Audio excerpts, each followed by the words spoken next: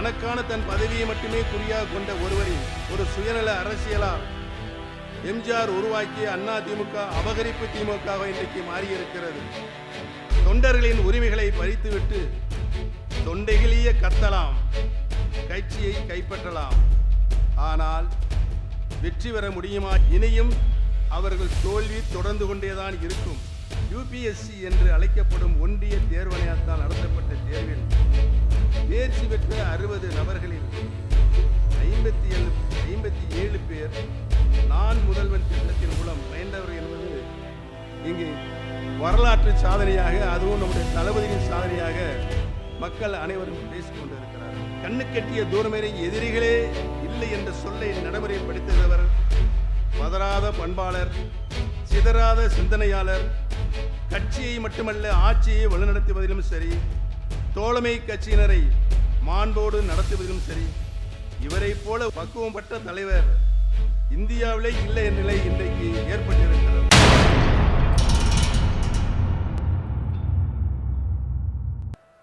வெற்றியின் வேந்தர், திராவிட மாடல் அரசின் மாண்புமிகு முதலமைச்சர், தமிழகத்தின் தன்னிகரற்ற கழக தலைவர் தளபதி முத்துவேல் கருணாநிதி ஸ்டாலின் அவர்களுக்கு என் முதற்கண் நன்றியும் வணக்கத்தையும் தெரிவித்துக் கொள்கிறேன். என்னுடைய 50 ஆண்டுகால அரசியல் வாழ்வில் நான் ஏற்றுக்கொண்ட தலைமைக்கு விசுவாசமாகவும் கொண்ட கொள்கைக்கு நேர்மையாகவும் கொடுத்த பணிக்கு மனசாட்சியுடனும் நன்றியுடனும் நான் பணியாற்றியிருக்கிறேன் என்பதனை இந்த நல்ல நேரத்திலே தெரிவித்துக் கொள்ள கடமைப்பட்டிருக்கிறேன். நான் இருந்த இயக்கத்தில் எனக்கென்று ஒரு தனி அணியையோ நான் என்றும் உருவாக்கியதில்லை, உருவாக்க வேண்டுமென நான் என்றுமே எண்ணியதில்லை. கட்சியின் நலனை மட்டுமே கருத்தில் கொண்டு என்னுடைய கடமை ஆட்சி வந்திருக்கிறேன் என்பதனை இந்த நல்ல நேரத்திலே தெரிவித்துக் கொள்ள கடமைப்பட்டிருக்கிறேன். புரட்சி தலைவர் எம்ஜிஆர் அவர்களால் ஆரம்பிக்கப்பட்ட அண்ணா திராவிட முன்னேற்ற கழகம் இன்றைக்கு அதிமுகவாக இல்லை. திருத்தக்கூடாத கழக விதியாக இருந்த தொண்டர்கள்தான் தலைமைகளை தேர்ந்தெடுக்க வேண்டும் என்ற எம்ஜிஆரின் விதி திருத்தப்பட்டது. தொண்டர்களின் உரிமை பறிக்கப்பட்டது. அம்மா வழிநடத்திய அதிமுக இன்றைக்கு இல்லை. தனக்கான தன் பதவியை மட்டுமே குறியாக கொண்ட ஒருவரின் ஒரு சுயநல அரசியலால் எம்ஜிஆர் உருவாக்கிய அண்ணா திமுக அபகரிப்பு திமுக இன்றைக்கு மாறியிருக்கிறது. பெரியார் தந்த திராவிட சித்தாந்தத்திற்கு எதிராகவும் அண்ணா தந்த சமூக நீதிக்கு முரணாகவும் செயல்பட்டு வருகிறது. பறிக்கப்பட்ட உரிமையினை மீட்க போராடினவன் சட்ட போராட்டத்தினையும் நான் நடத்தினேன். தலைமைக்கு உண்மையாக உழைத்ததற்கு, தலைமைக்கு விசுவாசமாக நடந்து கொண்டதற்காக குறுக்கு வழியில் வந்தவர்களால் நான் எப்படியெல்லாம் பழிவாங்கப்பட்டுள்ளேன் என்பதை உங்கள் அனைவருக்கும் நன்றாகவே தெரியும். அப்படி பழிவாங்கப்பட்ட என்னை அன்போடு அழைத்து பண்போடு பாசம் காட்டி அம்மாவின் அரவணைப்பை எனக்கும் என்னை சார்ந்தவர்களுக்கும் வழங்கியிருக்கிற கரம்பிடித்து வழிகாட்டிய தலைவர் அவர்தான் மாண்புமிகு தமிழ்நாடு முதலமைச்சர் தளபதி அவர்கள். எம்ஜிஆர் ஆரம்பித்த அதிமுக இன்று இல்லை. அம்மா வளர்த்த அதிமுக இன்றும் இல்லை. அதிமுகவோ இல்லை. இது இன்று அபகரிப்பு திமுகத்தான் மாறியிருக்கிறது, மாற்றப்பட்டு கொண்டிருக்கிறது. இனிமேலும் அதில் பயணிப்பது தன்மானத்திற்கு கேடானது, திராவிடத்திற்கு மாறானது என்பதை உணர்ந்துதான் 75 ஆண்டுகளுக்கு மேலாக திராவிட சித்தாந்தத்தையும் சமூக நீதியும் தடம் பெறலாமல் காத்து வரும் திராவிட முன்னேற்ற கழகம், அதனை தலைமையேற்று சிறப்பாக வழிநடத்தும் கழக தலைவர் மாண்புமிகு முதலமைச்சர் தளபதி அவர்களின் தலைமையினை ஏற்று தாய்க்கழகமான திராவிட முன்னேற்ற கழகத்தில் ஒரு தொண்டனாகத்தான் நான் இன்றைக்கு இணைத்துக் கொண்டிருக்கிறேன் என்பதனை மிக்க பணிவோடு தெரிவித்துக் கொள்ள கடமைப்பட்டிருக்கிறேன்.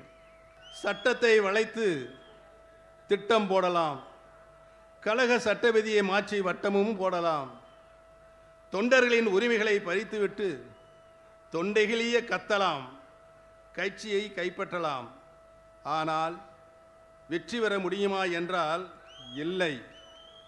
தொடர் தோல்விதானே தொடர்கதையாக அங்கே இருக்கிற சுயநல பிடித்த அகம்பாவம் பிடித்தவர்களுக்கு இருக்கிறது. இனியும் அவர்கள் தோல்வி தொடர்ந்து கொண்டேதான் இருக்கும். 8 தோல்வி அல்ல, 10 தோல்வி அல்ல, அவர்கள் வாழ்நாள் முழுவதும் இன்னும் தோல்வியைத்தான் அவர்கள் காணப்போகிறார்கள் என்பதனை இங்கே நிறுவியிருக்கின்ற குழுமியிருக்கின்ற கூட்டம் நிரூபித்து காட்ட இருக்கிறது.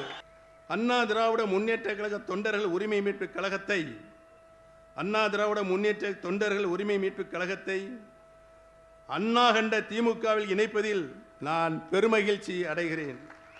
தாய் கழகத்தில் இணைந்ததை பெருமையாக நான் இன்றைக்கு மனம் இதய சுத்தியோடு இங்கு கூறிக்கொள்வதில் பெருமையும் கொள்கிறேன். மாண்புமிகு தளபதி அவர்கள் கடந்த 5 ஆண்டு காலம் ஒரு சிறப்பான ஆட்சியை நாட்டு மக்களுக்கு தந்து கொண்டிருக்கிறார்கள். மக்களுக்கு என்ன தேவையோ, மக்களுடைய அடிப்படை தேவைகள் என்ன தேவையோ, அரசியல் மூலமாக பல்வேறு திட்டங்களை அர்ப்பணித்துக் கொண்டிருக்கின்ற தலைவராக, முதலமைச்சராக இன்றைக்கு வலம் வந்து கொண்டிருக்கிறார்கள். மக்கள் நலத்திட்டங்களை,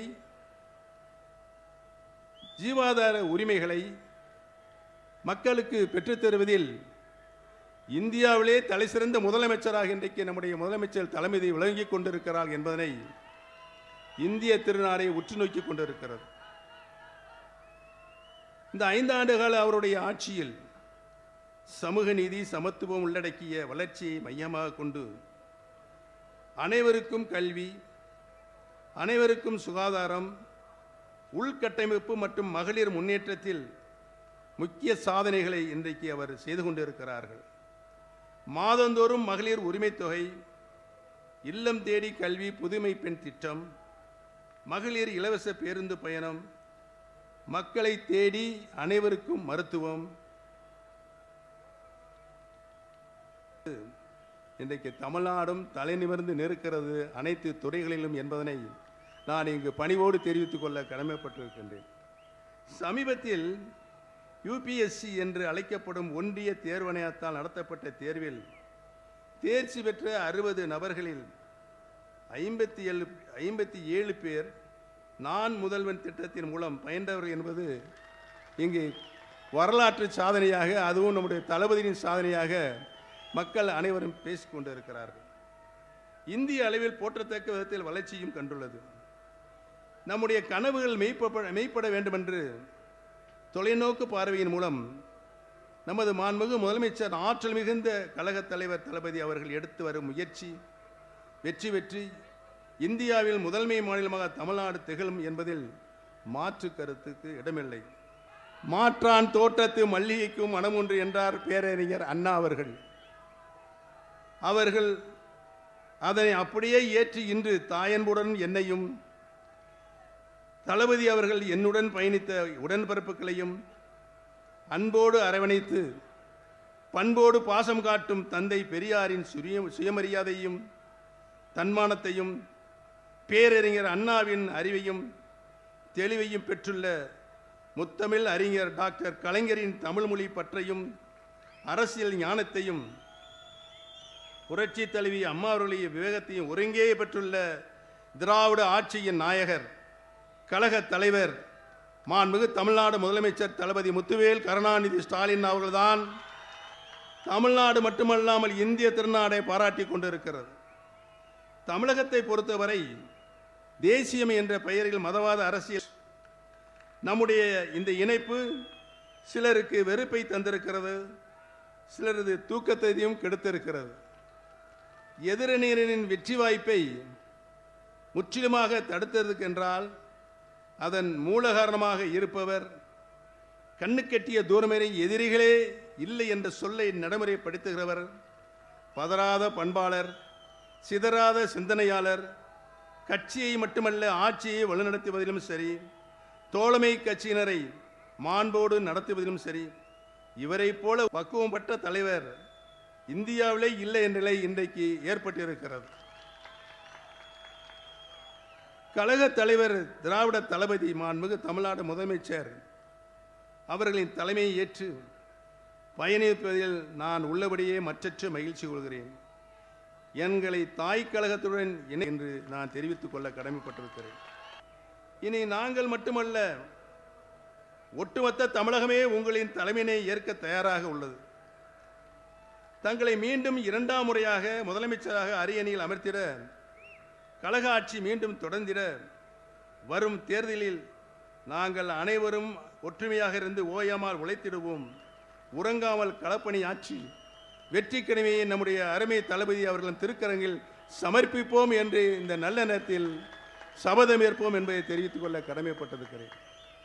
மிக குறுகிய காலமாகவே இருந்தாலும் திராவிட முன்னேற்ற கழகத்தில் உடன்பிறப்புகள் இணையும் தாய் கழகம் திரும்பும் விழா சீரோடும் சிறப்போடும் நடைபெறுவதற்கு காரணமாக இருந்த பம்பரமாக சுழன்ற மதுரை வடக்கு மாவட்ட கழக செயலாளர் மாண்புமிகு வணிக வரி மற்றும் பத்திரப்பதிவுத்துறை அமைச்சர் அன்பிற்கினிய அருமை சகோதரர் திரு மூர்த்தி அவர்களுக்கும், அவரோடு துணை நின்று பணியாற்றிய மதுரை தெற்கு மாவட்ட கழக செயலாளர் அன்பிற்கினிய அருமை தம்பி திரு மு மணிமாறன் அவர்களுக்கும், முன்னாள் நாடாளுமன்ற உறுப்பினர் தம்பி ரவீந்திரநாத் அவர்களுக்கும், முன்னாள் நாடாளுமன்ற உறுப்பினர் சகோதரர் திரு கோபாலகிருஷ்ணன் அவர்களுக்கும், முன்னாள் சட்டமன்ற உறுப்பினர் சகோதரர் திரு ஐயப்பன் அவர்களுக்கும், மதுரை புறநகர் மாவட்ட கழக செயலாளர் திரு முருகேசன் அவர்களுக்கும் மற்றும் உடனிருந்து ஏற்பாடுகளை செய்திட்ட மாநில, மாவட்ட, ஒன்றிய, நகர, பேரூர் மற்றும் கிளைக்கழக நிர்வாகிகள், உடன்பிறப்புகள் அனைவருக்கும் என் நன்றியை இன்றைக்கு இந்த நலநேரத்தை தெரிவித்துக் கொள்ள கடமைப்பட்டிருக்கிறேன். இங்கு வருகை புரிந்திருக்கின்ற எங்களுடைய குடும்ப சகோதரர் மாண்புமிகு அமைச்சர் திரு பிடிஆர் தியாகராஜன் அவர்களுக்கும் என்னுடைய நன்றியும் வணக்கத்தையும் தெரிவித்துக் கொள்ள கடமைப்பட்டிருக்கிறேன். தமிழகத்தில் திராவிட மாடல் ஆட்சி மீண்டும் மலரட்டும். தமிழகத்தில் திராவிட மாடல் ஆட்சி மீண்டும் மலரட்டும். மாண்புமிகு தமிழ்நாடு முதலமைச்சர் தளபதி முத்துவேல் கருணாநிதி ஸ்டாலின் அவர்களின் ஆட்சியை தொடர்ந்து 2ஆம் முறையாக வெற்றி பெற்று வரலாறு படைக்கட்டும் என்று இந்த நல்ல நேரத்திலே தெரிவித்து, எனக்கு இந்த அரியதோரு வாய்ப்பினை வழங்கிய மாண்புமிகு தலைவர்களுக்கு நான் என்னாலும் நன்றி கடன் பட்டிருக்கிறேன் என்பதை கூறி அமர்கிறேன். நன்றி, வணக்கம். தமிழக மக்கள் ரொம்ப தெளிவாதான் இருப்பாங்களே தவிர்த்து இது அயோத்தி மாதிரி ஆக்கலாமே, இதுல என்ன தவறுன்னு கேக்குறாருன்னா, அப்ப அவர் எந்த அளவு இவருக்கு அறிவு இருக்கு நயினார் நாகேந்திரன் அவர்களுக்குன்னு இதுலயே மக்கள் தெளிவா புரிஞ்சிருப்பாங்க. அப்ப நீங்க என்ன சொல்ல வரீங்க? நேரடியா நாங்க அப்படிதான் பண்ணுவோம், நாங்க பிஜேபியை உள்ள நுழைக்கிறதுக்கு RSS மூலமா எல்லா காரியங்களையும் நாங்க இதெல்லாம் ஒரு சின்ன சின்ன விஷயங்கள் அப்படியே குட்டி குட்டியா அரிச்சு அப்படியே பெரிய பூதாகரமா ஆக்கி அதுல ஒரு சந்தோஷப்படுறதுதான் பிஜேபியோட நோக்கம். என்னன்னா தமிழக மக்களுடைய நிம்மதியை கெடுக்கும்.